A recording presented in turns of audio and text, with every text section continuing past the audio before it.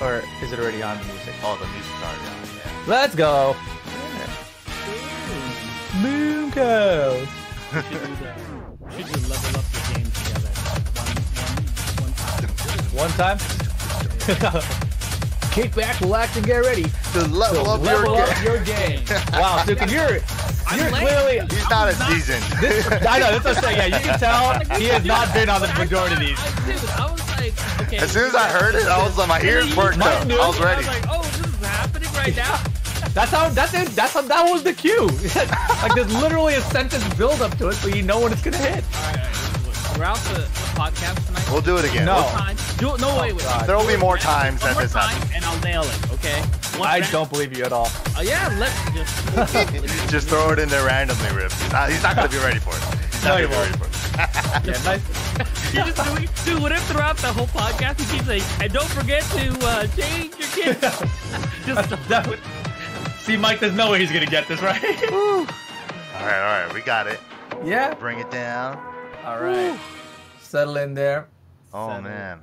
Hopefully nothing breaks. Boom! What's up, guys? Let me make sure everything's good and dandy. I don't even know what that means. Boom! We are in there. This is episode number... Game. Yeah! Stop it! You're definitely only on one episode. What? I can tell. You had no practice for this. I'm just gonna keep saying it now, just to do it. Okay. What the hell was that? Okay. All right. A for effort. A for effort. Okay. But all right. This is episode 31. What's up, guys? This is you guys are joined with me, MYK. We have Repaul over here and Suiken down here. Ricky's not here again. You know, he's been a busy man. But yeah, a lot of things have happened. A lot of recap stuff to go over. And also, as you guys can see, it's been our 10-year anniversary. We have that little logo over Ricky's face. So we're in there. He couldn't make it. He's busy. But yeah, as you mentioned, it's been 10 years. It's crazy, dude. We can talk about that later. Yeah, absolutely. I can't believe it's already been that long. But yeah, just to jump into it right away, we have some tournament recaps. There's been a lot of things going on. The first big one, right? The biggest one that we need to talk about is Tekken Tokyo Masters. Or Tokyo Tekken Masters. Yes, I always say it There backwards. you go. Yeah. God, good thing I caught it. But Tokyo Tekken Masters. We have the results here. We're going to go and boom. Yeah. Pulling them up. Man, if you guys caught the top 8 for this tournament or any other part of this tournament, it was pretty crazy. There was 2 Pakistani guys sponsored by GG. I think it's Genuine Gaming. Yeah, you can see their jerseys right there. Saints sponsored team As well. Yep. And a lot of Australian players, Yeah. Oh, yeah. I think they come from Australia mostly. But yeah, good stuff to them. Picking up these guys, you know, helping them get out there to this event. But wow, Pakistani is really showing their dominance this year. Yeah, if you watched this tournament live, it was fun to watch, right? But it's also kind of boring to watch because you watch the top 8, you're like, they are just beating the crap out of everyone. The excitement in watching this tournament, you'd see like, oh gosh, here comes Nobi. Maybe Nobi can get it done. Smoke. Okay, you know, like it's like what the hell, dude? Like, and it's all these killers that you're used to seeing do well and rise to the occasion. Just you're like, maybe these guys can stop. Maybe they can stop, but just nobody has a chance. And then Atif, but I forgot who he beat. He beat someone near like the top 3 or something, and he beat him. He just kind of did like this. He did like that. He put his hands up. Yeah, he's like, that was it. It really looked like a walk in the park. And even the 3rd place guy, right? Chikuren, you know, top level, top caliber Geese player. He was trying to fight against these Akumas, you know, the Season 2 Geese trying to fight in the Season 3 world against these Season 3 Akumas. And man, it looked bad. It just felt bad, man. It was just I mean, to put it into perspective for a lot of people, like what they're not thinking about is these 2 players, first time, I think it's the first time ever in Japan, right? Or is it the second time? But let alone in this tournament, this is their first time at this tournament. They're in enemy territory. Remember that? I always say that. Enemy territory. They knew what they were here for. And out of the 2 Pakistan players, they make first and second. And not only they did that, they did it like it would breathe. I walk know. In the park. Like they beat everybody. All your heroes, they're not your heroes anymore. Dude, like, you know, it was crazy. you just reminded me. This tournament was super stacked. Like Yeah, at the time, it was like this is the hardest master event we have because this is where you have all the top Asian regions together. Plus, now you got the Pakistani guys coming in too. And it's right? also really cool that they hold it at the Namco venue too, at the Namco offices, in their cafeteria, all that stuff, right? So they open their doors. Yeah. Is that what they did? Really? Yeah, like part of it is their cafeteria. Like, but yeah. I was there last year. Yeah. The Pakistan guys just came in, boom, destroyed the whole competition, dude. Just for reference, right? Jimmy J Tran was there, and he did not get out of pools there. You know, that's how hard that tournament is. It is really that stacked. But you know, Jimmy, he's still in that top 19. He's fighting for his spot now. I mean, it's getting down to the end, right? It's crazy. Yeah, absolutely. That's the thing. There's not too many events left. I mean, we're gonna get into that too, but also at Tekken, Tokyo Tekken Masters. I got it. Tokyo Tekken Masters. Michael Murray jumped up on stream. There wasn't an actual trailer, but he dropped it on us with some new content. I'm gonna pull that up right now. By drop it, it was very they had a game plan of how they were going to release this information, but the information was released differently, thus causing a lot of chaos and confusion. And we saw how that went down on Twitter. Michael Murray was trying to do crowd control, put out some flyers. Everyone kept saying $4 this, $4 that, but take it away, Mike. You know what happened. Shit. Dude, okay, so just to lighten it up real quick, the real reveal was Michael Murray jumped up on stream revealing to us the feature part of that, the first advertisement slide that we saw for season 3, right? One of the features, one of the things coming for the winter part of season 3 was a feature. They finally announced what that was, and this is it. It was frame data. But then there's been a little bit of controversy, but it's not just frame data that they dropped on us. They gave us a Harada custom. That one's kind of like, who cares, right? Punishment training, which is really key. That one's free. So here's the thing. Let's just break it down what they dropped on us. Punishment training and my replay and tips. But everything's free other than the frame data, if I remember correctly, right? Right. Correct. Yeah, so the frame data is going to be maybe... I heard that shit, by the way. Rally. Conquerors. Jesus. Someone clip that shit. I'm just gonna say it. Someone clip it. But yeah, so that's the controversy, right? It's just that that's been the argument. I've been hearing that one a lot, but they haven't really announced what the price tag on it is. But they said that, punishment training is free. We feel like that's more beginner friendly to the newcomers for Tekken players, and also the my replay and tips. You could save your replays when you play matches online. Go back and then they will slow it down and give you tips on certain parts where you could have sidestepped maybe here or there. We don't know how what's the detailed. word? Yeah, exactly, detailed, or I'm thinking of another word, but you get it. You get the idea. Yeah. But yeah, that's the controversy. What do you guys think about the whole topic? I mean, there's a lot of stuff to talk about here, right? I mean, first of all, like when I saw the frame data, I was like, oh, damn, they finally put frame data in the game. But I didn't recognize that it was the feature that was touted on that advertisement slide for DLC, right? Yeah, see, because when they first said feature, I thought it was going to be like Tekken Ball, Tekken Force, Team Battle mode. And when I say Team Battle, I don't mean tag. I mean Team Battle, like 4 and 4 or something. I thought it was going to be something like that, right? When I thought feature. Or maybe even like Tekken Kart. Something just separate. Because they gave us Tekken Bowl in a previous thing. And that, to me, was like a feature, right?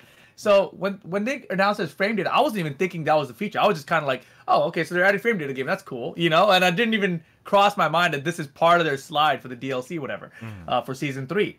Then they gave us punishment training, which I thought was amazing. But there's something that I think that, I didn't recognize till later.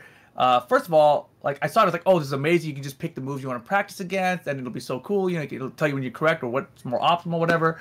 But it seems like they're showing you the core moves that you should punish. It's not like you get the full move list and you select which ones you want. It's just sort of like a thing, right? So you know, I mean, this is, I still think, a great addition to new players. I think there's so many players, especially myself, where my punishment in this game is just terrible. It's just terrible. Like, I used to punish, like, something that was minus 12 or 13 with the 12-frame punisher every time, and now I'm like, 1-1-2? 1-2? Yeah. Like, right? And I think that's for most people, right? So, I think this is going to be very helpful to a lot of people. So punishment training is huge. My replays and tips, I thought, you know, replays people have been wanting for a long time, but they kind of went, like, to the next level by adding these tips to further. it. Yeah. Yeah, it's more, you know, like you said, you know, we don't know how, like, comprehensive this whole thing is going to be. Like, will they show you that you can sidestep this? You know, like, can you pause at any point? Probably not, right? It's probably going to pick the moments that you can actually, that it can give you some kind of feedback on, right? I mean, is it going to be like, if you punish something else and it's like, use a 10-frame punch, but you could have did a 12-frame. Is it going to tell you that? Like, I was wondering that too. If you block a snake edge, and someone made a meme, right? You block a snake edge, and then the Punisher for Kazuya is 1-1-2. Yeah, it was like the Dragon Tail. Optimal shit, right? Yeah. That's just funny. And that's the thing. Like, you know, this is their first time doing that stuff, and it is free, right? But at the same time, you want to be correct, obviously, right? Even if it is free. So it's gonna be a good first step for them. I think that this is a tool that I want to see them enhance in the future. You know, so hopefully the feedback on it's good. You know, but just going back to this frame data thing that happened, obviously they said $3 to $4. They said they hadn't finalized the price yet. Exactly. So, but you know, everyone's going with the higher end. They're going, it's gonna be $4. Like, what the fuck? All these other games release frame data for free. You know, and like I think that was the argument. That was the majority of it. It's either, you know, other games already have added frame data for free, or it was, you know, Namco charging for frame data is going to set a bad precedent for this whole thing. I kind of saw it a little more as like a convenience fee, if anything, because the frame data and stuff is all out there. If you wanted to pull it up, it's just like a Google search away. Everybody has a smartphone, right? It's like anybody could have had the resources, right? But it's just like $4 to have it on display on your game. But it's like people are like, oh, you know, the principality about it, right? The principality. Right? It's the principality of it, dude. But I mean, like realistically, when you talk about it, like other games have done it for free. That's very true. You know, Killer Instinct, Street Fighter V even added it afterwards. NetherRealms had it in their games, etc. Yeah, Dragon Ball as well added it after. Right, after. Right. So I mean, all these things, all these other games have done this. So it's like, why is this like such a big deal? Why is it not a big deal to me? Right. I think for me, it's not that big of a deal because first of all, Tekken sucks with DLC, and like that's a knock on them, right? But they don't charge you for the stuff that other companies do charge you for. You know, like. We get skins, you know, like they add like nostalgia packs or whatever, like, but they don't charge us for it. Or they give us the Harada custom skin. They don't charge us for it. They just give us all the shit for free, but then they charge us for the frame data. So they have to charge for something. I wish it wasn't that way. Like, I wish they had charged. I've been saying that now. The Harada skin and gave it the frame data for free, right? Yes. But like, this is the way Namco has done it for years and years and years. And also, for years and years and years, they never wanted to add frame data. They could have charged for the pervert presets for all the female characters, right? You know how much money we could have made off of, or even put, you know, Lars in a thong. I'm pretty sure people will pay for that. What did you say? Lars in a what? Lars in a thong. I love that Discord. You didn't know it, but Discord censored you out. Discord knew you were going the wrong direction. Shit. Discord cut it right out. Oh man. Yeah, but I mean that's the point, though, right? Like, there's a lot of things that other games do, and I think it's really an odd comparison to make. Like, clearly they're not the same. They don't do things the same way, right? So you can't really compare them the way apples to apples like that. The way I've always seen it, the way that Harada has always talked about it, right? But this is 10 years ago, right? Tekken 6 Days, Harada was like, we are never putting frame data in the game, right? Yeah. I feel as though it's going to help level up the players too quickly, and it's just going to kill the speed of the game. But now maybe his mentality about that whole situation is completely different, but you know, I think they kind of like put themselves in a hole where they're like, oh, maybe we should charge for the frame data, right? Because all the punishment training, all that other stuff's going to be for free, which is probably more beginner friendly. And yeah, exactly. And then it's the $4 if you want to get a little more bang for your buck. And not only that, too, a little extra stuff. It's just like, people already have been saying there is, frame data bot out there, like Tekken bot has been putting in work to keep that updated. But, seasons keep coming out so quickly, so it's only so hard. But the only other thing, too, is that they also put in distance from opponent, which is new. That's interesting. Yeah. That's very interesting, right? I mean, so many times, and we've done this throughout I don't even know how long, but like since the beginning of time for me, you know, as a competitor, beginning of time for me as a competitor, all right? I ended that sentence. Old as time. That lap, you guys came out of there. Shut up. Look, I'm just saying. People would say like, you know, at range 0 you can use these moves. At range 1 you can use these moves. At range 2 you can use these moves. You can legit say that now. Yeah, but the ranges before were kind of like ambiguous. You know, you're like, oh, I think this is kind of a range 1. This is kind of a range 2. But now it's literally like, no, bro, range 1.46. This is where you use This is where you use your 1-1-2 punisher, right? 1.47 and more, you go to like back 2 or something. You know, whatever it is. It's just, I think that's really cool. That's added in there, and I think that's, you know, that's maybe something that Tekken Bot could eventually add in as well. Like, you know, a lot of people have been referencing that, and personally, I think that's like an odd comparison. People like, a lot of people said, dude, man, like this guy did it for free, and like, you know, Namco has to charge for it. Like, do you think that guy should have done it for free? Like, do you think that he should be paid? I think he should be paid. Like, as someone who has done development work in the past, like, I think he should have made money off this. But you can't make a mod for a game and sell it. There's just no platform to do that, you know, effectively. So, you know, what are you gonna do about it, right? Everyone's gonna be like, yeah, we got it for free, thank God. But like, that guy's sitting there like, well, I guess I'm gonna buy this $4 frame data because I got no money, you know, like, or he'll, you know, reverse. But still, it just, it sucks, dude. It could have. I mean, if he decided like in the beginning, right, when it came out, and he said, hey, look, I'm gonna make this, and I'm only gonna charge $2 or $3, right? It could be the total opposite. Instead of well received, it could be like, dude, we're not buying this shit. I'm just gonna look it up myself. But I mean, even realistically though, it kind of got blown out of proportion a little bit. It totally got blown out of proportion. Ever since the news, saying, right? Yeah. Yeah, but I mean, going back to, you know, if he had charged for Tekken Bot, he can't. Like, it's literally like a program you have on a computer, and we can just pass it around once you buy it. Like, there's, you know, it's nothing you can do about that, right? So it's a weird argument. The other thing about Namco though and DLC, like, why are they so bad at it, dude? Why are they so bad at DLC? Yeah, I mean, like, that's the thing. Japanese companies, man, these guys like Capcom, Namco, they're still kind of figuring it out, right? In the like U.S. global market, I feel. Yeah. And you know, it's like when I say they're bad at DLC, I'm like, you know, a lot of people said, you know, if we had paid for punishment training and replays and tips, people would have been okay with that. But they wanted to give that stuff away for free because it helps the beginners more, right? But at the same time, if they put it all together and just said like, oh, that's the season pass thing, no one would have said anything. They would be like, oh yeah, okay, that's a lot of shit you get there. But then also at the same time, sucks, but yeah, it was in the slide advertisement, right? Everything on those panels for that ad was paid features, right? So it's like, yeah, you buy season 3, you get season 3, everything with it, including that feature. They never said it was free, so it's not like they falsely advertised that either. Right.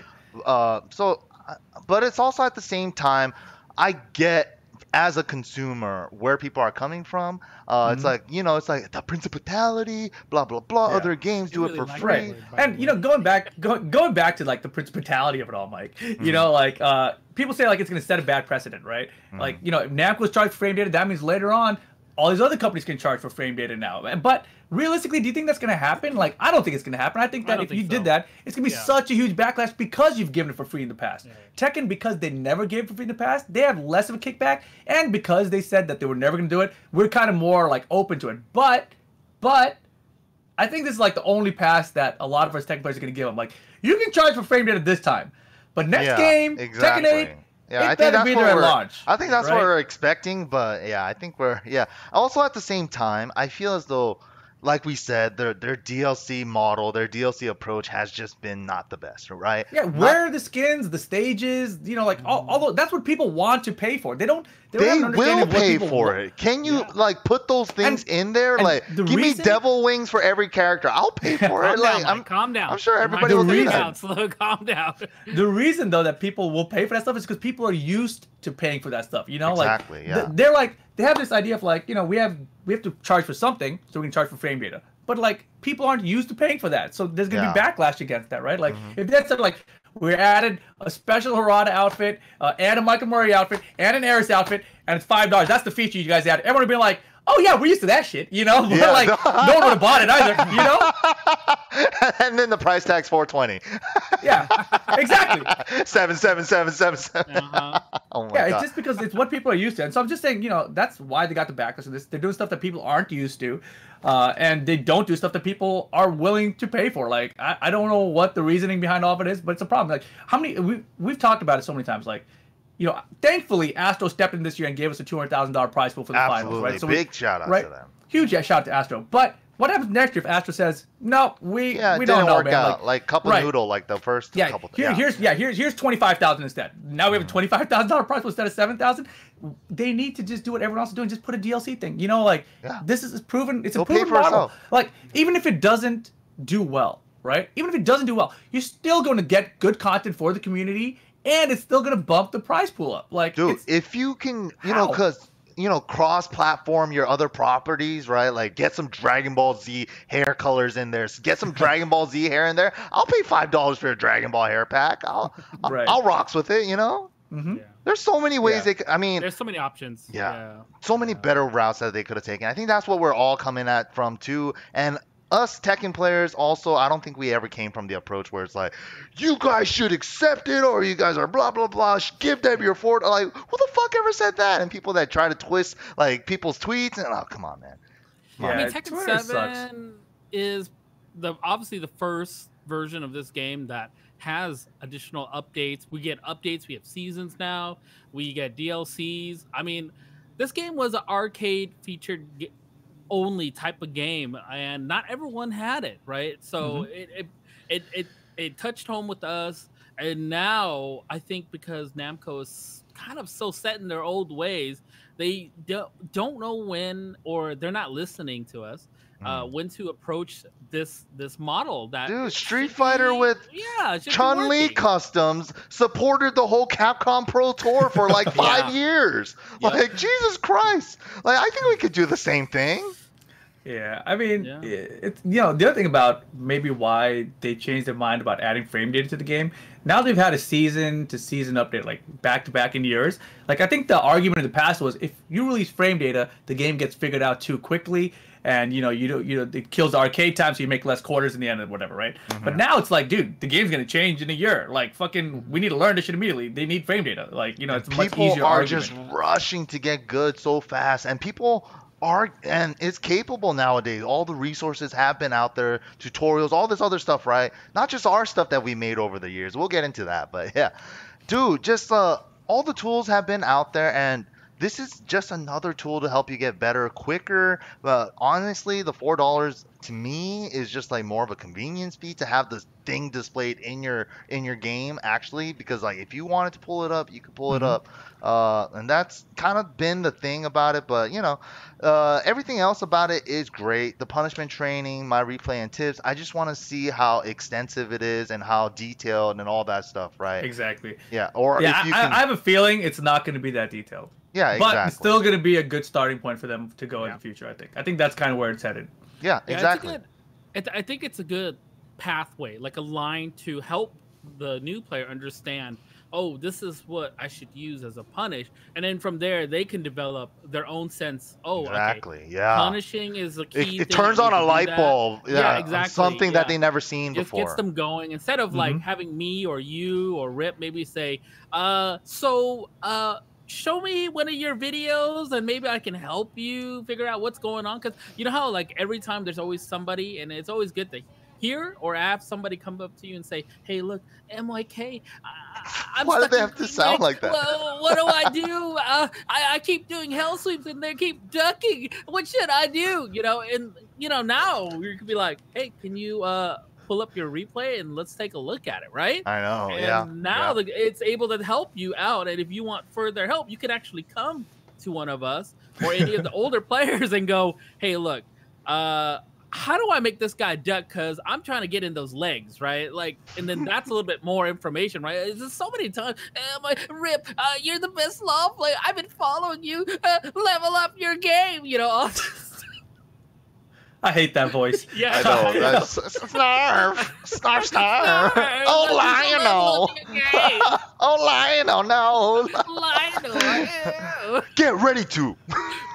Damn. No. Ah, damn. Didn't work. But you know how it is, right? Like, You tried, Mike. I know.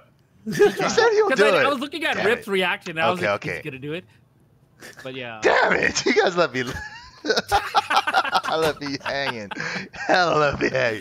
All right, whatever. Okay, But yeah, replay. You know, hold on, Mike. In my defense, like, I always say, you've never said it before. How was I supposed to know to respond? That's to it? true.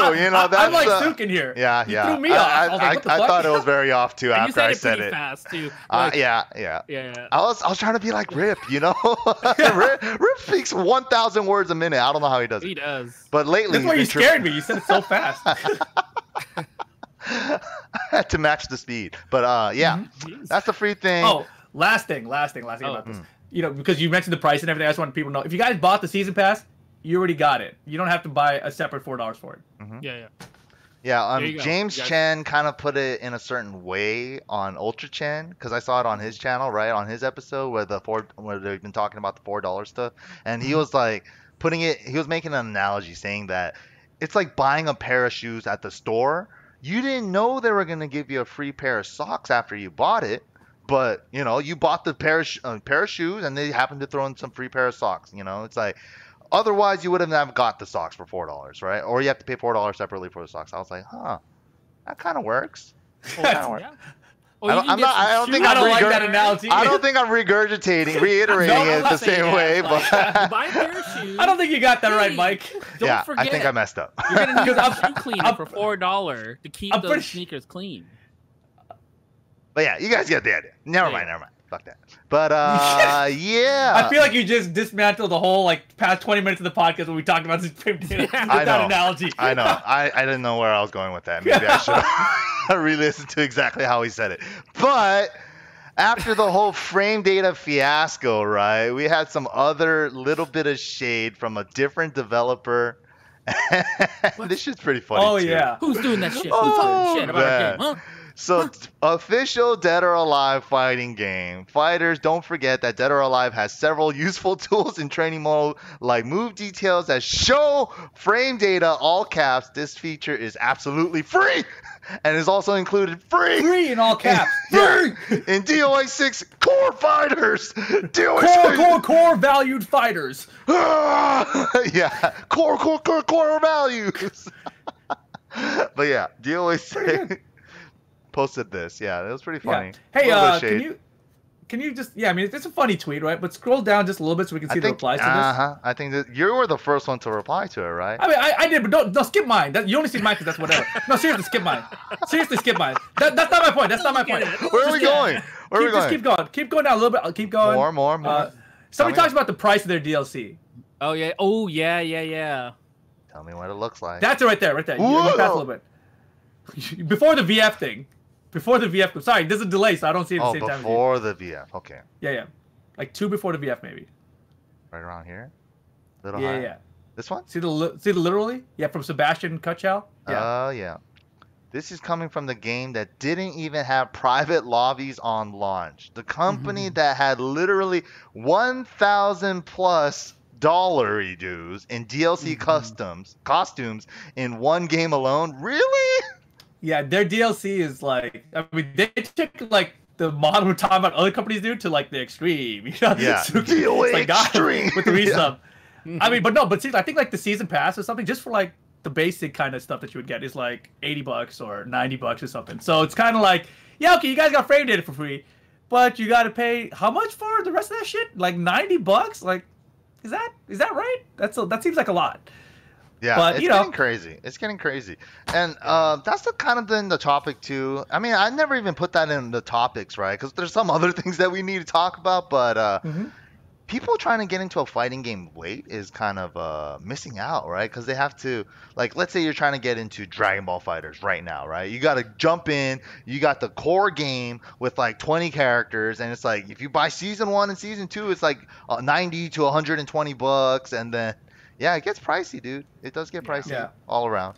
So the seasons are adding up, man. I think after so long, I think they should add a super bundle for cheap where you could get it, all the content of the game. That would be a great idea if Namco would listen. But don't ask them for shit, right? But, you know. Yeah, don't ask them for shit. They've been doing a great job, but you know we're Yeah, not asking for anything. But maybe they should. Yeah. But maybe they should. But yeah, on to the next stuff. DOA with the Heat. After that, we have a couple other tournament recaps as well. No, what? Hold on. Can I just say I like DOA, except that the netcode was garbage. Like it was actually super garbage. I played it, because you guys know I went to Virtua Fighter 5. I played Jackie, right? I was doing pretty decent. Oh, we know about that. They added. Oh God, you killed that girl. Listen, forget all that. Oh my God, dude. You killed the girl. Let me get to my point. You killed a girl. She'll be fine. She'll be fine. Look, they added Jackie. Shut up. They added Jackie to Dead or Alive. And that was my character from Virtua Fighter. And his combos were way cooler in Dead or Alive. Way cooler. It was super fun. And I was enjoying it, but I couldn't play a single match online because it was so bad. And so then, like, I made that tweet and I was like, yo, man, can you guys, like, seriously fix your netcode? Because I want to play. Like, I actually do want to play. Your netcode is so bad. People replied to me and said, like, yo, man, like, the netcode's actually way better now. And then people started saying, like, it's better than Tag. The old one was better than Tag 2. So I'm like, all right, they don't know what the fuck they're talking about. Then they also told me, like, check it out on PC. And then people replied to that and they were like, who else is playing on PC, bro? There's like 30 people. And then people show me the stats on Steam of number of users online and stuff. I'm like, all right, it's all bad news, right? So, you know, it's unfortunate that DOA isn't doing well, but he's a sick barn. Damn. For both sides, yeah. The comment section, man, that's always hilarious.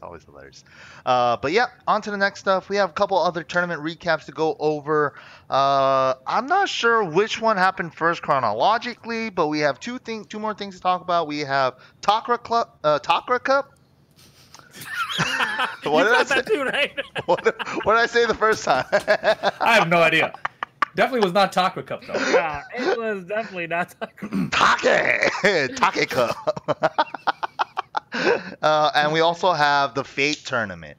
So, which one should we go over first? TXT and Takra Cup at the same time, basically. Yeah. But Takra Cup's the one that's more notable, right? Because the thing about Takra Cup, it was a Pakistan dojo. I think UIU. I don't know if like what their total involvement was, but it was streamed on their channel and everything, so they must have been heavily involved.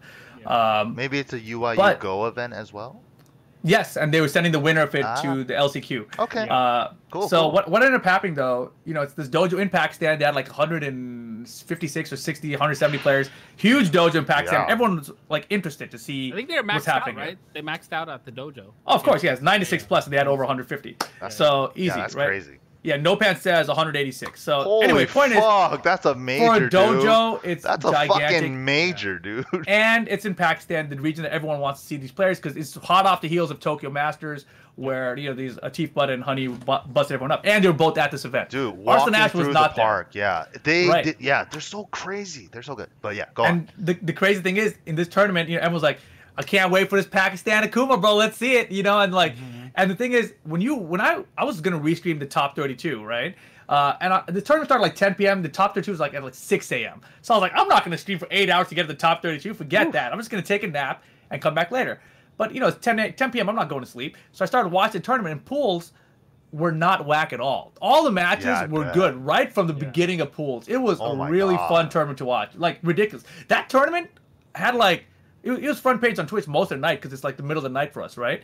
So there's nothing else to be front page really. But that event had like, I think it peaked at like 15,000 viewers. You know, for a dojo. It's a dojo, bro. It's crazy. So it was like a huge success for everyone involved there. But, you know, everyone's looking for these Pakistan Akumas. You get down to the top 8. There were 5 Akuma players, and then the 6th one is a Marduk / Akuma. So there were 6 Akumas in the top 8. The top 4 was technically all Akuma, if you count Marduk, the John, as an Akuma player as well, right? So that's fucking crazy. It's something. It's something. These guys are too good. They're too good. I mean, obviously they know the Akuma match in a certain extent that a lot of us here in our area hadn't even thought about it. You know what I mean? Like, no, they're just super optimal. Yeah, combo damage, all that stuff. But punishment. I was thinking, like, after that tournament, right? 6 Akumas, right? And all of a sudden, you know, you notice your eyebrow kind of peaked up. You said, okay, what are they doing here to get 6 Akumas in top 8? And this, I mean, I'm jumping a little too far ahead, but this past Wednesday Night Fight yesterday, Speed Kicks used Akuma, and he specifically used only 3 moves that, if you watch that tournament, a lot of the Pakistan players use. And he put it in key, and it Yeah, really it's good. showed It's really good tools. Kuma's strong true colors, right? Right. I mean, speaking, he's fundamentally strong player, right? For Tekken, like, he's not in the top 19 for the TWT this year. I don't think he's gonna make it, but he's still a super solid player. And him trying out Akuma, like it's kind of showing like the difference of Akuma versus like a traditional Tekken character and how much easier it is for someone who has Tekken fundamental skills. Like if you can just practice combos. The main issue that he had yesterday at the tournament was that he was dropping a bunch of combos. Yeah, right? the That's the hard part. Link. Yeah, that's it. Right, they're hard, but no shade on Rickster, but like if you practice it for a long time, it will get easier. And this was like a very early speed kicks. Yeah, exactly. So anyways, exactly. Takra Cup. These Pakistan players, they obviously have put in a lot of time. They have a very strong region. It's very clear, right? They obviously play together a lot. And what's the thing about swords, sharpened knives, or some shit? Whatever that saying is, blades get sharper. Yes. Yes. Yes. Yeah, that thing. That thing. Steel sharpens steel. That's the one. Thanks, Beansy in the chat. Shit. I like no patches. Is that even it? I like no hone your bow. Yeah. Cut diamonds with diamonds. Fight fire with fire. Schlongs with schlongs. I don't Look, know. man. All I'm saying is Sharpen your they're pencils. Sword fight. Oh god. But So point being, they have a very strong scene, and they so also stuck to Akuma early, right? So, and Speakix made a tweet that was pretty good.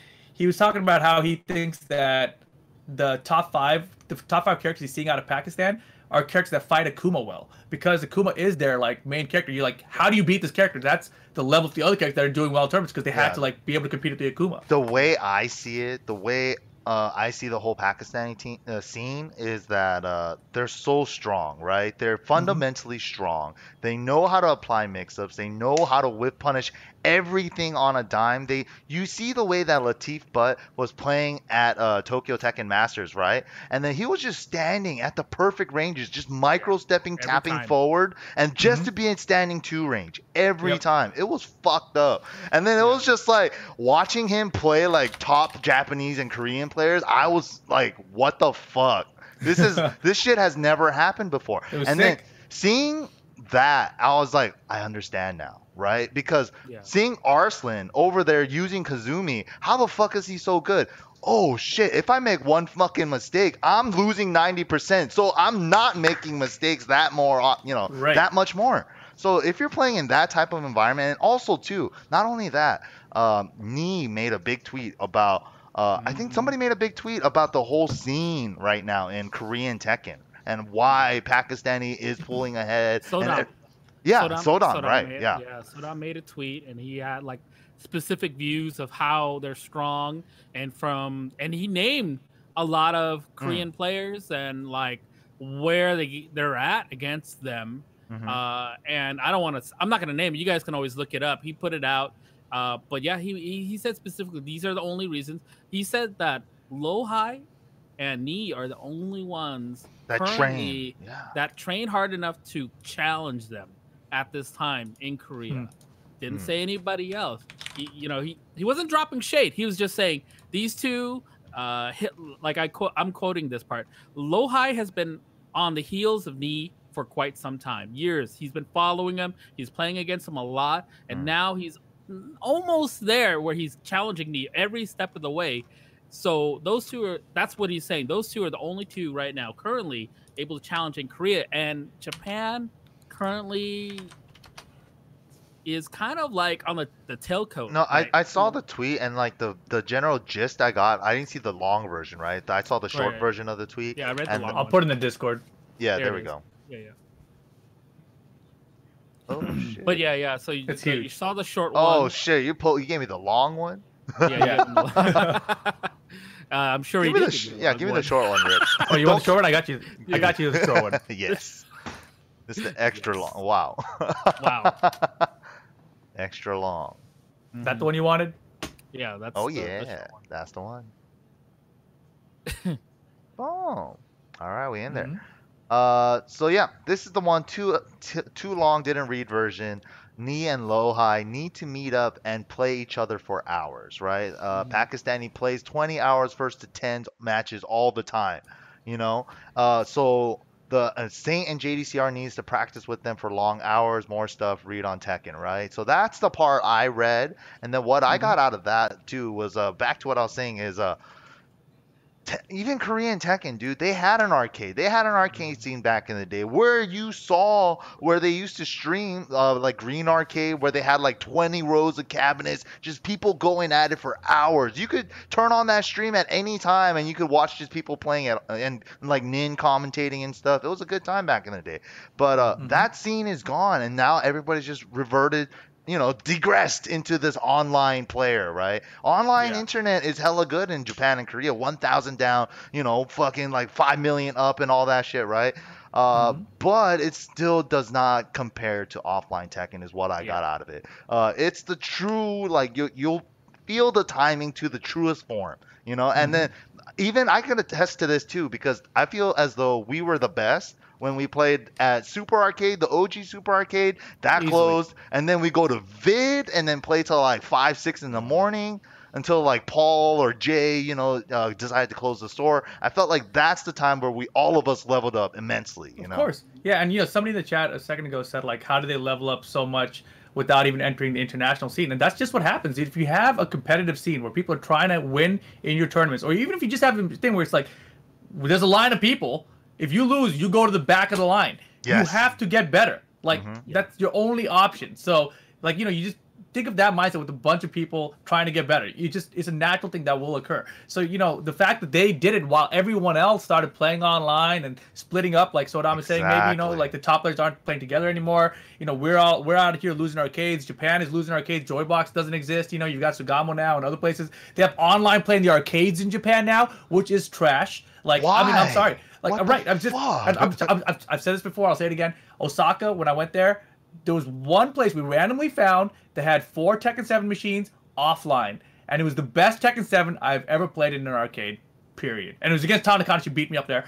But that experience in the arcade there was by far the best Tekken 7 experience I've ever had in an arcade in Japan. That was the reason to go to Japan back in the day as a Tekken player. Yeah, or Korea, to go to those arcades, to get a little piece of that pie, I mean, everything has just fallen off, and if you don't have that arcade, you don't have that offline practice, you're gonna fall apart. And that's exactly what we're seeing right now with Pakistan. They're showing the separation of that. Their scene has not had to deal with that, which is great for them, right? And now if you're Korea, I mean, I said this before in a previous podcast, I'm pretty sure, like, you're probably gonna fall off now that Green Arcade is closed. Like, how do you get these guys back together to get them all wanting to go to the same place at the same time and practice? You have to have that central location. Yeah.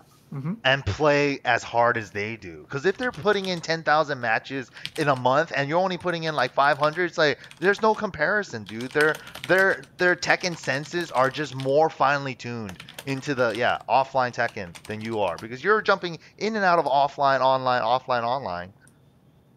Yeah, it's always it's crazy, man. The proof is in the pudding. Like, the training regimen and how you practice is really a factor, and that's the lesson of the day too. You don't need a huge scene, maybe like 10, 15 guys, right? 10, 15, 20 people, and you guys just all need to play your hearts out and just try to win and never lose. And also in that arcade environment, one machine, once you lose, you're waiting like 10, 15 people to get back on the machine again. That makes you want to stay on the machine and not lose. Oh, yeah. Definitely. Yeah, the times have definitely changed. Yeah. But yeah. Yeah, I remember that one. I remember this one tweet, right, from Michael Murray. This is the time before Michael Murray really should not be tweeting as much. He had made a tweet. And this is probably not a tweet a lot of you guys will remember. He had said, because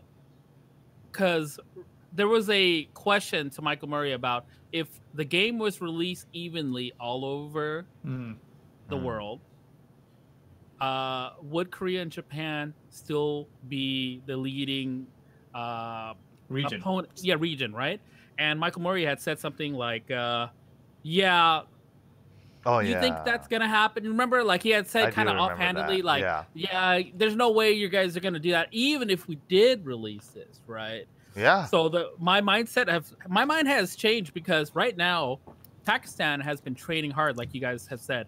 They have a community, just like Korea. When the arcades came out, Right. they had a community. They trained hard. Same thing with Japan. Same thing.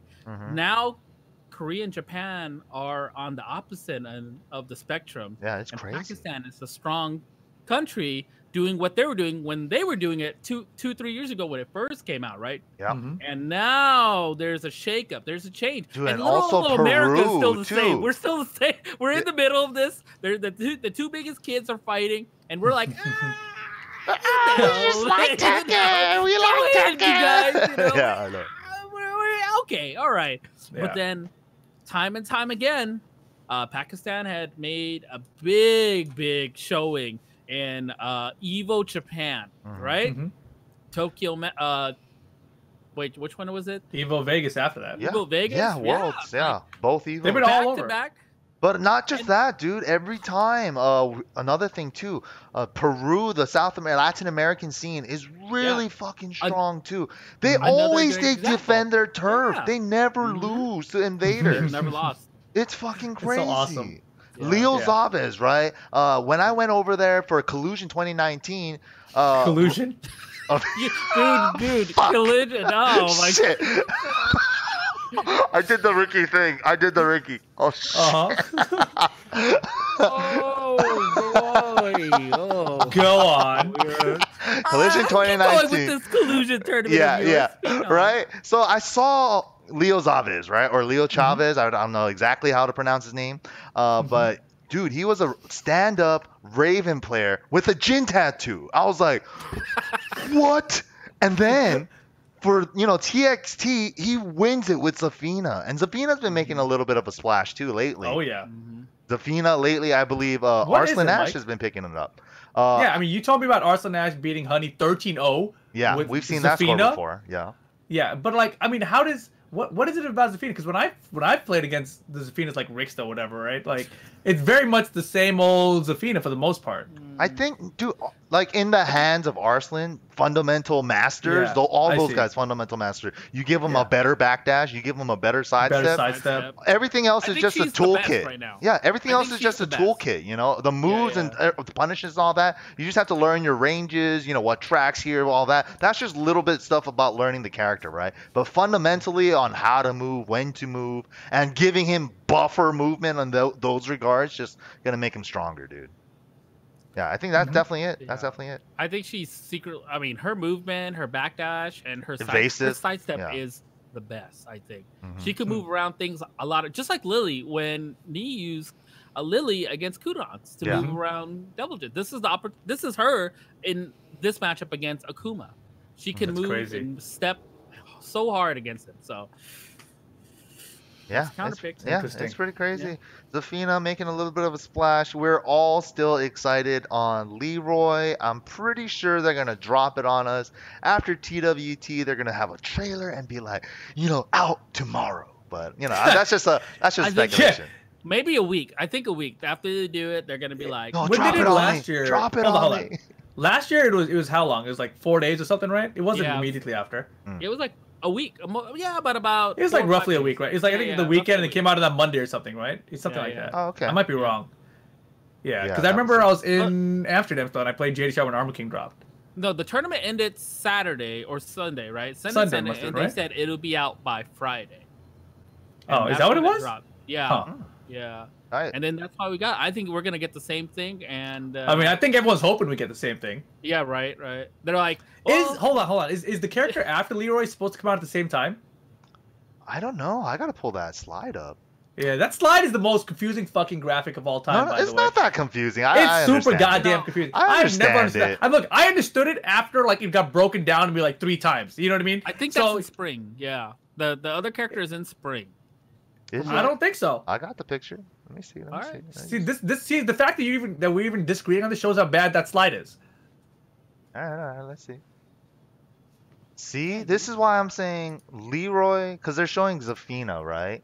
This is September release, and then this is the triple section grouped up together. Leroy character, so the second character's with him. Yeah, with him, grouped together. Winter So 2019. the other character should be coming out with Leroy. Exactly. They haven't announced that yet. I think that might be a trailer at TWT. That announcement. We don't know who it is. Okay, let me show you why this graphic is also crappier, Mike. See how you scroll down below that with the free updates?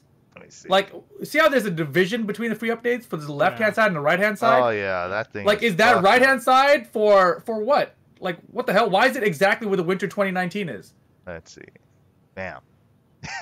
Yeah, I know what you're talking about. This thing. It's right? hella confusing. Yeah, but then, does that expanded practice and my replay and tips? Like, those things are coming. It's just 5 things. They should have added bracket points on the side. That's all it is. It's just one. It's divided 2, right by winter, 3, bro. And like, 4, and look what 5, that dot right? is. See the winter dot yeah. It's all confusing, bro. Like none of it. It's just a bad design. They could have did it differently. That's all I'm saying. This graphic, I think, is part of the reason that everyone's so damn confused about everything. Yeah, but definitely with the winter one, Leroy character and the feature which they have revealed at Tokyo Tekken Masters. So I guess we're just all waiting on who that final character is. I think it's Ganryu, but I hope it's. I don't know if it's Ganryu. I think Ganryu is in this season. I don't know that he will be with Leroy. Oh, you think he's the final character? Oh no, actually that'd be weird because there's only one more character after this. Yeah, one more character and it's a So it would be stage. Ganryu. Yeah. See, one more character and stage. I got it. I think you're right. I think Leroy and Ganryu together. I think the character plus stage is going to be a returning character that has a stage we can remember. A memorable, so like either like a Jun or an Ogre or a Jinpachi, something like that. Probably not Jinpachi because the stages are too volcanic already, right? Yeah. But maybe, I mean, it could be like, maybe it'll be Jinpachi with Leroy and then we get like Ganryu with the tuna stage for the final stage. No, that's a terrible idea. No, why do you keep saying Jinpachi? I don't want Jinpachi. A character reveal. I think Jinpachi's cool. Looking for Julia. Some funny ass shit like that, right? Yeah. Yeah, dude. Yeah. What if Jinpachi has like his reverse hug and it's an anti-air, and it stuffs all the Akumas out of the air back to the ground, or they give him back his stomp from Tekken 5, the broken Jinpachi, and he just does the stomp and pulls all the air characters down to the floor. That'd be tight. I hate Jinpachi. I'd pick up Jinpachi. Should just let him. So do I. Just let him die. I'm just saying, there's some good ways to make it screw everything up. Like that king bug that happened recently. Oh yeah, that one's hilarious. You guys have the link for that one? Yeah. It's somewhere, dude. But yeah, Takra Cup, 6 Akumas. That shit is out of control. The Akumas have been dominating. Teeth Bunwan again. Yeah, I mean, if you can hit that combo consistently and your fundamentals are good and get every whiff punish to make them bleed like 60-70% minimum with 1 meter, then yeah, you're probably putting in work with Akuma. But you got to be able to do it, and that's part of the thing. Their execution is optimal. Their whiff punishment's optimal. A lot of things are, they're really, really well seasoned Tekken players. But, King Bug is in the Discord. Boom! Thank you. We in there. Oh yeah, so we had that King Bug announcement. If you guys haven't seen it, this thing is hilarious. Thanks, No Pants. Yeah, I tried it out myself. It's very easily reproducible. You just literally mash Demon Flip 4 and just mash the 4 some more, and then when you see them go in the air, just hit the 1-2 grab with King. Or it's a 2-1 grab, I forgot. 2-1 grab, I think. Yeah. Whatever it was. It's like 1-2 down 2+4 or 1-2 2+4, I think. That string for King will do it. Another funny thing too, with Akuma recently with the Yoshimitsu with the bat. Yeah, I saw that. Oh, yeah. That's an old one. And it turns him into a T4. What do you mean? His idle stance is not the same as the T7. Oh, what the hell? I didn't even notice that. Like, why is that still in the game? Or maybe he's just standing up taller. I don't know. It might be him just standing taller because he's not the same animation. Yeah. Yeah, this guy also found another glitch thing too with Akuma replicating like something with like the King one. Let's see. With Akuma? With the Yoshi. Oh, okay. Yeah, because I've seen the one with not the sword staying out. That's pretty funny too. This one in the air. Oh God, the fireball again. Yep, it's the same glitch. Same glitch. That's pretty funny. Funny stuff. But yeah, that's the only way. The only answer for Akuma. We need the bat item, guys. And you need to play Yoshimitsu. Or just Negan, apparently. Oh yeah, that was the other story tournament recap that we need to do. Fate. You know, the guys that sponsor Fate, Ulsan, and those guys, right? I think Ulsan might be the only guy, right, that I can recall. But no, Fate... there's like Bilal or something from Pakistan. Okay. Shout outs to them. Yeah, they held a tournament as well where Nee finally beat Arslan. But that's the surprising news is that Nee beat him with Negan. Do you guys know anything about that? I did not see anything about it. I didn't watch it, but Rickster told me a little bit about it last night, and he basically said that first it was like I think was it round robin or not? I don't remember, but Arslan Ash lost to Puma with against his king first. Player, the Korean king. Right, and then he said that when Arslan lost to Puma, and this is I haven't watched any, so I'm just repeating what Rickster told me, right? Rickster would have been great on this episode. Yeah, Rickster would have been great, but but he said that like when Arslan lost, he like stood up and like he took off his headphones. And he gave him like one of those like weird handshakes, you know, the slippery kind. And then after he gave it to him, he went to take the headphones off that were already off. You know what I mean? So he like he wasn't like he was discombobulated all over the place. And then immediately after that he had to play knee. You know, so like his mindset couldn't have been 100% against knee. Like I'm not gonna try to make excuses for the guy, but like the man took off headphones twice before playing knee. You know what I mean? Like. I think there was a clip showing that, and you could see visually, you could see Arslan really shook.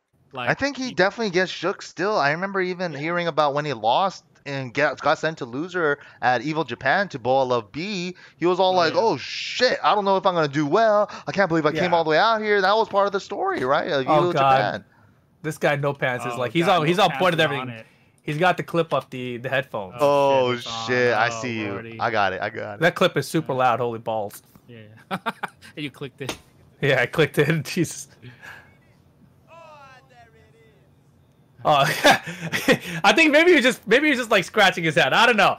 Now that I've seen the clip, I don't know. No, he went for the headphones. Look, he did. He went for the headphones. He took the headphones off already, right there, first time. Yeah. And then look, he totally went for it again. He went for a double cuff. Yeah. Look at that. Oh shit! I already had it off. He might have been like, "Oh, why'd I lose?" You know? Oh, that sucks. Oh, you know. Sorry, Jin. I can't do full screen. I only have so much real estate on this screen. It'll break. Yeah, it'll cause it to break. Well, I could try full screen. Don't do it, Mike. This is how WNF streams die. It's just going to cut off this side, but we'll see the Arslan part even better. Oh, there you go. Headphone 1. Get ready for headphone number 2. Oh, shit. It happens, bro. It happens. Yeah, soft so, of course, handshake. Dang, that face. Right there. Like, if you pause it right there. What the? You can see it. Yeah. That is frustration. Like, you feel like you've been doing so well performing. But eventually, you're due for a loss. You definitely are due for a loss eventually. I mean, he's lost in the past as well, right? It's just that there's a lot more eyes on him now because he's kind of looked at as like the best player in the world because he's beating knee so much. But now he's losing Puma. He's been talking. He's having some interesting tweets. I feel like where he's like, I'm going to train harder than ever. Yeah, exactly. Like I'm going to pick a character even if it's not a popular choice. So it sounds like he wants to use Akuma more. So I feel like he's got a lot going on in his head rather than just playing the game. Like, but he was unknown, right? Think about it like that. Like he was unknown. He just came to the tournament. He's like, all right, well, I'm here. Let's see how I do. Oh, yeah, I see. Times have changed. People know him. He's been on a couple things now. And that's probably gotten to him. And then, the pressure now is like, with the idea with his reputation, it's like, Arslan should win everything. He's the best right now, right? And if you put that kind of pressure on yourself. Sponsored as well. Is he? Another? Other than V/? That's not. I mean, he posted a picture of like a Red Bull thing, but it wasn't like I don't think it ever got announced or anything. So I don't know. I don't know. Look at that clip. Look at that clip again. Is he wearing a Red Bull hat? Oh, that clip is gone, man. Oh shit. Okay. Well, I mean, he's probably sponsored by Red Bull too. I mean, there's a lot of pressure on the guy. Like, it's just that's what I'm saying. Like, as soon as that's in the back of your mind now, then you're not playing Tekken no more. You're playing. You're like constantly think, will my sponsors see me? Will my sponsors do this? Like, it becomes really hard for somebody to like really kind of get a gauge on that. I think that's a big, like Rip said, it's. Now he's a seasoned tournament winner, and now he's coming to these tournaments from a different approach now, because now he's like the defending champ. He has that pressure. He has to look good for his sponsors or potential sponsors. So it's he's playing for like different reasons now. Let me ask you guys this: like, who do you think is the people's champ from Pakistan? I don't know. That's a good choice because there's currently the biggest three I think we could say is a Wise Honey, Arslan Ash, and Latif Butt. Latif Butt. Yeah. Why do you keep saying Latif Butt? It's Latif. Yeah. There's no L. My bad. I don't know. Latif is a Street Fighter player, I know. man. He's super buff now, by the way. Yeah, I know. Yeah. Yeah. Right. So, but that's my point, right? I feel like out of those guys, like Honey and Butt, they're basically Akuma players, and I think because of that, people don't want to see them win. Like they're impressed with them still, but they don't want to root for them. They don't want to cheer. I for think them, that's the storyline of season 3. That's been like as soon as season 3 dropped, it's like, oh, somebody stirred the pot, and then it was already kind of brewing at the end of season 2, right? Akuma might be top 3. I've been hearing that since the end of season 2, but it's like a lot of the stuff he's been having since season 1, but now we've been seeing more players hit the down 3 fireball FADC more consistently, down 2 fireball FADC consistently. All that shit is just like, oh, and then stuff like this. It's like knee back in the day. Nobody thought Brian was that good because taunt jet upper's too hard. Now all of a sudden, But, dude, well, I mean, real quick, to answer Rip's question, right? I think Arslan has been already a proven factor because, well, okay, look, Latif and Honey, right? Latif, goddamn it, there's no L. See, Mike, stop. Stop it. Oh, my God. Anyways, their story, we know, like Rip said, no one wants to see Akuma win a tournament, right? An Akuma player win a tournament. But the thing is, Arslan has already made his story, right? Yeah. He's traveled. His visa was denied. He barely got approved. I think that's the thing. The tale of the tapes is end of the year, he won Evo Japan. He won Evo Worlds. Can he win TWT Finals too? Right. And just solidify 2019 as his year? And there's a lot of people in the chat saying that like the John is people's champ, but I honestly think like he's the current people's champ because of what he did at Takra Cup with Marduk and everything. But I think like the global, like the whole year picture, it's Arslan Ash. Like he's literally the guy who put this entire country on the map. Yeah. Like Latif Butt and Honey and all them, you would not even see these guys if Arslan Ash didn't come out to Evo Japan and perform as well he did, right? So obviously I feel like he's still a people's champ, and he was winning with like Kazumi, who everyone was saying was like, oh, Kazumi's whack now, season 3, yeah, season but 2, whatever. everybody loves his Kazumi, right? His Kazumi was like the gold standard. I mean, he also used Geese just as a reminder. Yeah, I remember. Pretty good, but I think it's always Arslan is the man. He's told the story, and he has to finish his book now. Like this is it. His story started, and he has to finish. The finals are gonna be crazy, bro. The finals are gonna be crazy. It's gonna be wild, dude. And there's so many people going to Last Chance qualifier. It's gonna be intense. It's nuts, man. So okay, man, which one should we do first? The last events before the tournament, or should we do our 10-year anniversary? If you guys didn't know, it's been recently our 10-year anniversary for level up your game. Yeah, change of pace. Yeah. We're done with the tournament recap, guys. Just so you guys know, if you guys didn't, that little icon over Ricky's face is the 10-year icon. And boom, we have the tweet right here. Officially 10 years since we started Level Up Your Game. Oh, damn. Repaul Parbu put together the video. It's all up on so YouTube. Much work. I hate doing video editing. What was I thinking? Like, when we started this stream, are you playing it? Oh, God. I was trying to play the hell? I was just trying to play it in the background. They were showing a Street Fighter ad, so I had to turn it off. Yeah, I saw. Nice. I didn't know. Wait, they have ads on Twitter videos? No. This is a YouTube, the full version. I got you. Yeah. So, but basically, it's yesterday, Wednesday was actually 10 years since the first video got uploaded to the Level Up the Game YouTube channel. So I figured, like, it was cool. It timed itself well, so we had a Wednesday night fights around it as well. But it's crazy to think that this has been 10 years. I mean, when we started, I just remember being outside of Vid 94 one night, and I just hit up you and True, and they're like, "Hey, I got this idea. You guys want to like do this shit, And like I don't remember at all. My memory's bad, but I don't remember what we talked about. I think exactly what you said was you called me, or like we were talking outside, and you were like, you know what? I think I could get a hold of 2 cameras. They have a good deal right now. I could get them for like $600-700 a piece. I could get 2 cameras, and then I got all this Tekken stuff, and we could do it in my office. And then you're like, all right, let's do it. Yeah, it's crazy to think about. Like that's how it started. Like I put so much, like.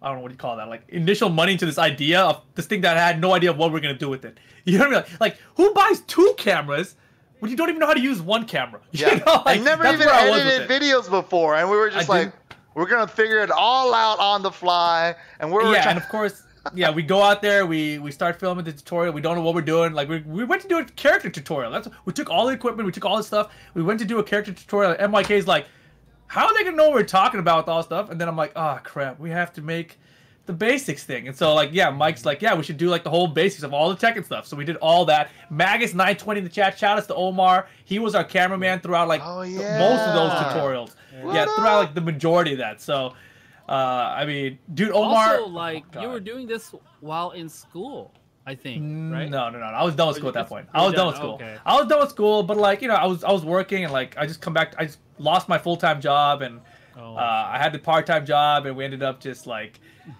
just doing it for fun. Like I didn't think when we started this, number one, that people were gonna like it as much as they do. I didn't think that it was gonna help as many people as it did. I didn't think that you know we'd end up where we are now. Like I didn't think that I'd be traveling the world for all this shit. You know what I mean? Like it's still all Tekken, right? It's all connected. It's to the start of this.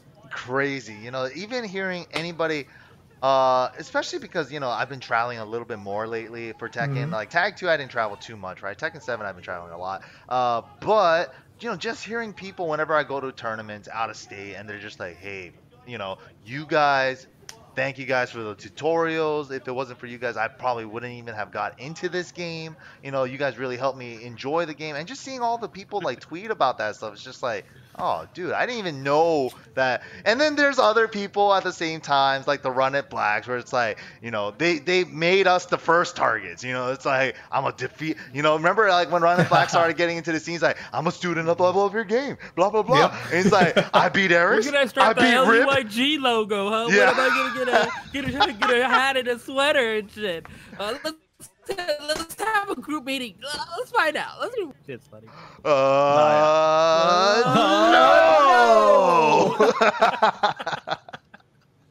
Oh god, no! But seriously, like, I mean, obviously, you know, we don't do a lot of stuff that we used to do. You know, we used to do a lot of tutorials. We did the morning bread and butter tutorials. We did official tutorials for Street Fighter Cross Tekken and for Tekken Tag 2. And then, you know, Tekken 7, you know, I wanted to do official tutorials again, and then for whatever reason, they decided that wasn't worthwhile, and so we didn't do anything. Because you know, the big thing for me is if there's no funding for it, like it takes too much time to do. Like we're too busy nowadays, right? Like I mean, we're all older. It's 10 years. Everyone's got jobs and stuff now. We can't just like, you know, set aside this and go like, you know, I don't need to make no money. Yeah, you know, like, and it's not necessarily about money. It's about the time commitment, right?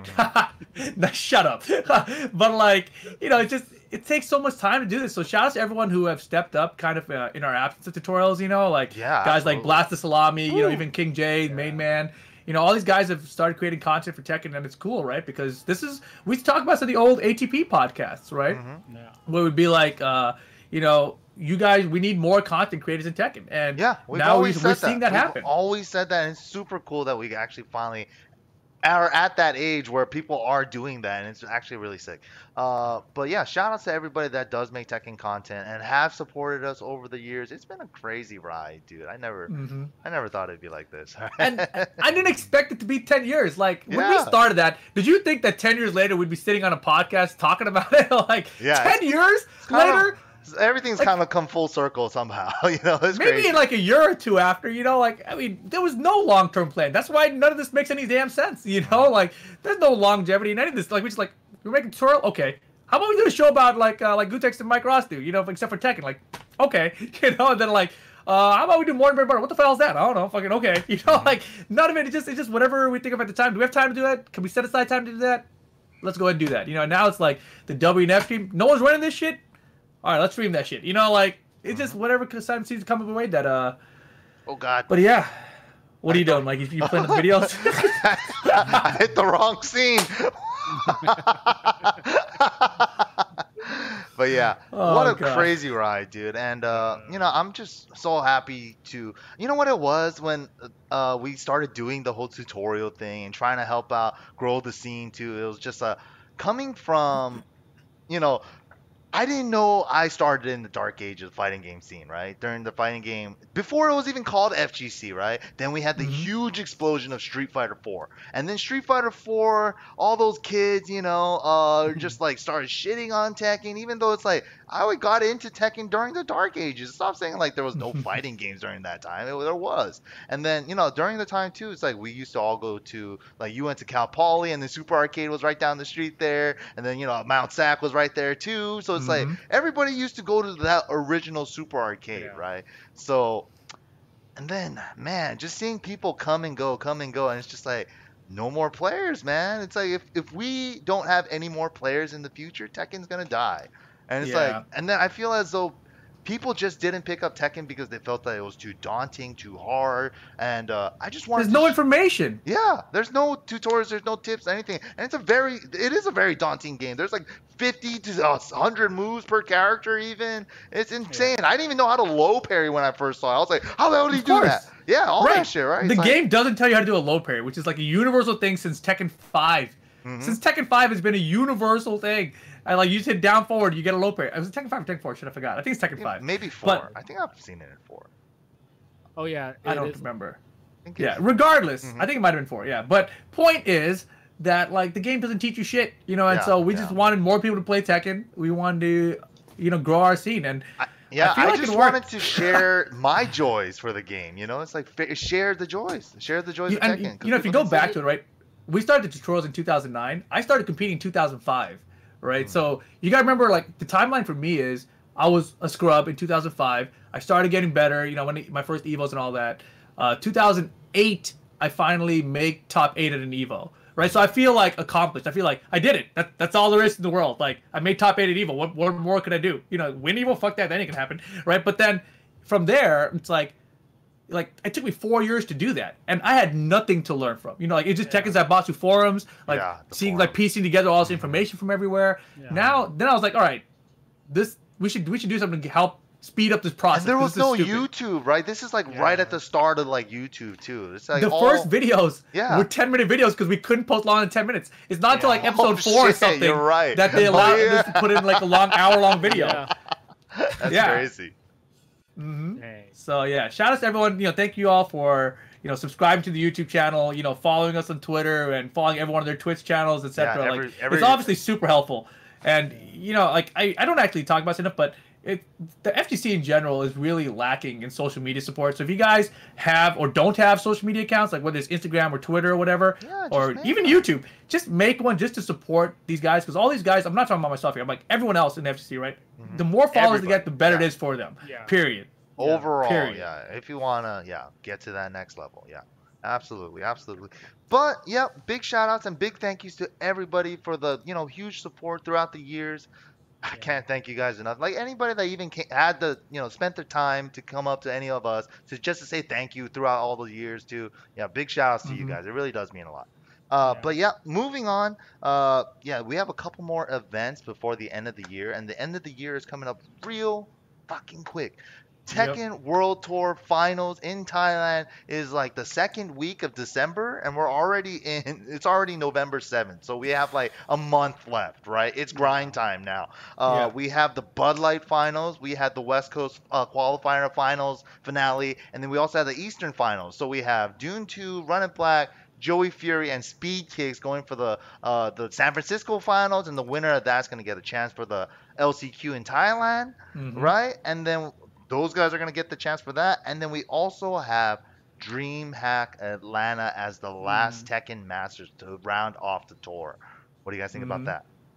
Yeah, I mean, so the Bud Light thing, that's going to be next Tuesday. So myself and I believe Tay Steve are going to be down there to commentate that. DreamHack Atlanta is also the following weekend. So that's going to be the last master. Whoever needs the points, they have to show up here. You know, whether you need... I mean, you need master level points. That's all you got here, right? Like, some of these guys, if you look at the point standings, they need more challenger points, so it's not going to help them, you know, or etc. So, if you need master level points, this is your last chance for it. So, I'm very curious to see what happens. There's Jimmy J. Tran is kind of the one to really keep your eyes on, because if he doesn't do well there, and he doesn't do well, or if he doesn't get big enough dojos in the week leading up to this, I think he's kind of screwed. They also announced... Really? He's in danger? Isn't he like 16th, right? Or something he's kind of in danger. He's not... He's I think he's right on the board. Like, he's one of those positions where he should make it in. But... And you can't really look it up. At the end of the year, right? Here's the problem. The website in the Smash GG, they have different point standings for both things, and none of them are finalized, and they don't really go off each other. So I thought I'd been under the impression that Smash GG updates first, and then it goes to the website. But apparently, like, there's still a verification process and everything, so nothing is truly finalized. But I saw a tweet from the Hado today that said the last day to apply for your event as a dojo is November 10th. So that's only 3 days away to get your event certified as a dojo, so that they can count it towards the totals. Oh shit, that's crazy. Right. So it means that I don't know how the cutoff's gonna work. You know, I think that they probably didn't think that through all the way. They weren't strict enough about it, etc. So leading into the last match event, I really don't know what's gonna happen. I feel like Jimmy J Tran, he's in this position where he should make it. But if things are disastrous, you know, which can happen in this scramble. It's a scramble right now for points, and you know how it is. So I definitely want to see Jimmy get up there, because I remember was it season 1 or 2 where he was like, "Give me the hardest pull." Remember that? And, and you know, another thing too, like, we didn't mention this, but Rocks and Roll Dubai is this weekend. It starts in like 5 or 6 hours or something, right, from now. So by the time you guys are watching on YouTube, it's already started. But basically, that event, Atif Butt, Honey, Arslan Ash Knee, it's going to be a very stacked event, right? Woo. But if Honey and Butt can, again, do what they've been doing. Honey Butt? I don't like how you said that together. Honey and Butt. I think you have to add the Atif and a Wise, right? It's too dangerous. Fine here. If Atif and a Wise... It's so much funny to call them Honey and Butt, though. Butt right? Honey? No, it's like Honey Butt Cheerios, man. Come on. Honey Butt Cheerios! Oh, my God. Look, if they can get a solid finish here, like a top 2 finish, and when I say solid, I mean like top 2. If they can get a top 2 finish in Dubai, they're going to flip the end of this top 19 upside down. And they're completely capable. And that's the scariest part. What if they do, like, decent there, and then they're not... As far as I know, they're not confirmed to go to DreamHack Atlanta. But what if they don't get top 2 and then they get sent to DreamHack Atlanta? They still have a chance to really fuck things up. Like, I don't think it's that free for Jimmy right now. I think he's actually in danger. Damn. Yeah, that's scary, man. Well, hopefully the American hero makes it in. We have Anakin in the nice top 3 spots, so we're going to definitely have him in there and Shadow in there as well. Yeah, so definitely a bunch of competitors. It's going to be crazy, man.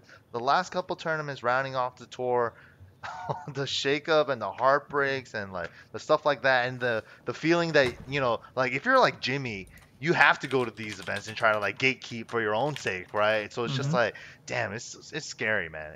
It's really crazy. It's a nail biter, but we'll see what happens, especially with these Pakistani guys, you know, making such a big shakeup this year in the tournament, the world tour. It's gonna be crazy. It's gonna be crazy. I saw somebody asking about Lil Majin. He basically has no chance. Like, even if he wins this, he has 135 points currently, right? So I think if you win a match, you get like 400. Can he get in? If he had 515, he would be tied for 20th place right now, so he'd already be screwed. Yeah. So, yeah, even if he wins the major, if he wins first place at DreamHack Atlanta, if he goes to nothing else, I think he's screwed. Yeah. You get first place for winning a master. So if he wins that, he gets 400 points, he'd be up to 515, which is literally the 20th place position right now. So he's already out. Yeah. He's basically already out. Unless there's dojos he's still adding on to and he's getting extra points there. But it's not looking good for Majin. Even he would literally have to win DreamHack Atlanta and some other stuff in the next week. That's the craziest part, man. I'm looking at Atif's Butt page right now, and it's just he only has 2 results, and they're both just first places. He has an empty slate. It's fucking insane. And now it's crazy, dude. It's so crazy, actually. I mean, even Honey, right? Honey has a match with 220 points, a challenge at the 150, and he's got 2 dojos. And so he's in 20th place currently. So whatever he places is going to add to his point total at Dubai. And if he goes to Dubai and DreamHack Atlanta and he does decently, he's basically going to get a spot. Like, it's almost like as good of a player is what I'm counting on here, right? It's almost impossible for him to not get a spot at that rate, especially if he finds a dojo. Like, what if he goes to Dubai, flies over to a dojo in Atlanta, and then goes to the master event in Atlanta? Like, he's basically in. Like, it seems very difficult for anyone else to stop him. Honey's in the better position. Yeah, and as you mentioned, you know, but he's a little bit lower, right? He's got 400 points. Yeah, I mean, Yeah, I don't even understand. Oh, sorry. It's 300 points for winning it, I think. 300 points for winning a Master. Not 400. 400 must have been from Evo. Second place, yeah. Master Plus. Only event. Yeah, that's what it was, yeah. So 300 points for Atif. But, like, if he gets another 200 or 300 in Dubai... If he gets 200 in Dubai, he's basically almost in, too. Jeez. Yeah. So, this tournament this weekend is going to be so... crucial, so crucial. The next so many couple people. weeks are gonna shake up everything. We don't even know how it's gonna end up at the end of the year. We'll see. It's gonna be very exciting times. But yeah, that's pretty much it for the upcoming events and everything to look out for. Check out the Dubai tournament. Couple hours for you guys. Real close. Real close. I might restream it if it's in the middle of the night. And it's gonna be high quality Tekken. So it's gonna be some good shit. But yeah, that's gonna be it for us pretty much. I think we can pretty much close off the show. Any last closing thoughts, guys, on anything that we talked about? Anything we might have missed? I think we hit up everything. Just shout out to everyone for supporting us always and everything we've been doing. Make sure you guys follow these guys. Yes. The name is MYK on Twitch and Twitter. Suiken user on Twitch. What's your Twitter?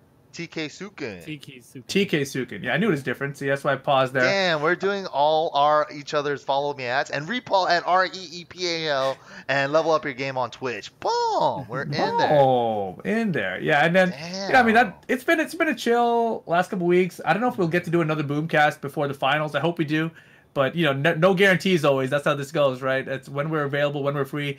But Wednesday Night Fights will continue to roll on, so make sure you guys follow the channel. Anything else, Mike? Yeah, that's pretty much about it. I think we have the final segment to go over now, guys. The Left Behind segment, our favorite. What is it gonna be? Who wants to go first? I think I have one. I think I have an easy one. Here it comes. Go ahead. I'll leave behind the $4 frame data and give me the charging for the skins. That's what I want. Yeah. That's a good one. That's a good one to leave behind. I mean, nobody wants to pay for frame data. Yeah. No. Nobody wants to. Like, we're accepting it because of the situation, whatever. Right. But nobody wants it, dude. Like, it should be part of the game. But the hubbub that was caused over it, like, yeah, dude. Come on, guys. Like, it's not that big of a deal. Like, it's really not. If frame data didn't exist anywhere, right? Yeah. But if frame data didn't exist anywhere, then it would have been a huge deal. Like, what the fuck, right?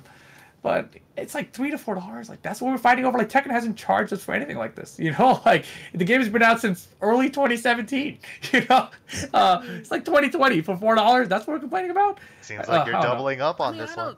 I mean, yeah, $4. Like, we spend $4 like buying a cup of coffee or. That was also one of the argument points that I hear too. The cup of coffee or the other things, right? I'm just like. But yeah, it'd be true. There's some facts behind it, Yeah, and that's the thing. Like, people tried it. It's all just stupid. Like, the whole situation is so stupid. Like, I don't want to talk about it again. But I was just thinking about the development time argument again. Like, people are like, they're charging for the development time. I'm like, they are, but they aren't, but they are. Yeah, it's one of those. It's definitely one of those. Yeah, because it took the development time, but it probably they're giving you a bunch of shit for free that took the development time that they're not charging you for. So it's all there, right? Like, and people are trying to justify, like, no, man, for the $4 they spent on the development time just for frame data is what they're charging for. I'm like, are you an idiot? Like, clearly you should be left behind. That's what I'm going to go with. Everybody doesn't understand that development argument because clearly develop anything with a full staff of people who work with jobs, you have to pay them, right?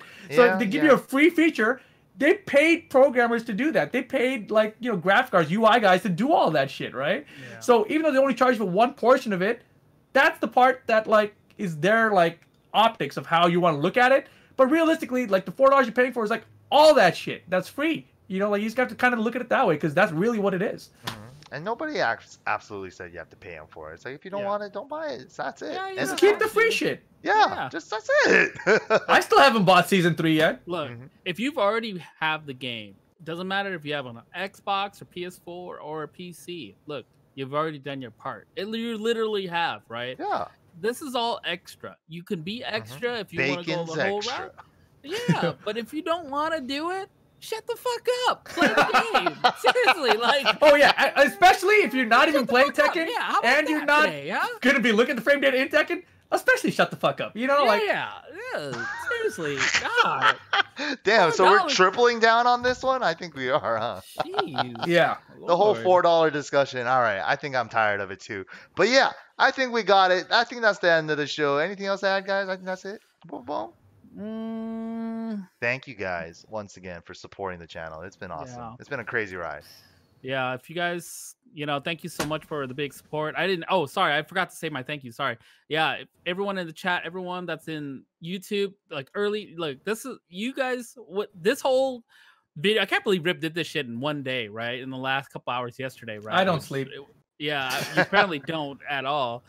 But you look like the same in all those videos except the fucking hair. Your The hair's hair is changing, all bro. wrong.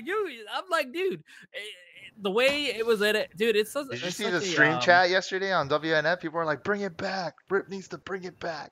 The hair? Told hair. you, Dude, Yeah. I got a DM. I'm not gonna say who, but a certain girl was DMing me about the hair, and I was like, yeah, I can't believe I used to have a girlfriend back then. Like, how the hell did that fly? How the hell did you guys all let me have that hair? And then, but she replied back. She's like, honestly though, it's pretty good. I'm like, shut up! Don't make me bring it back. It's gonna come back. It might. I mean, I was gonna literally go get a maybe haircut tomorrow. halfway. Oh god, don't put that hair. It's getting long already, dude. Look at it. halfway. It's already down below my Ooh, eyes. you're already there. Already there. halfway there. But all right, guys. Thank you once again. We're out of here. Boom, boom, boom. Ganryu song. See you guys. What did you say, Ganryu? Yeah. It was also the morning bread and butter song. Oh. Ganryu song. That's what you said. There's Ganryu in the background. Hey, but they can hear us if they can hear the song, right? Yeah. All right. Okay. Another 10 more years, guys. We'll see you again. Oh, wait a minute. Hey, by the way, I have a t-shirt for sale. Wow, why am I so big here? You guys see it? It look it like this. Nice, huh?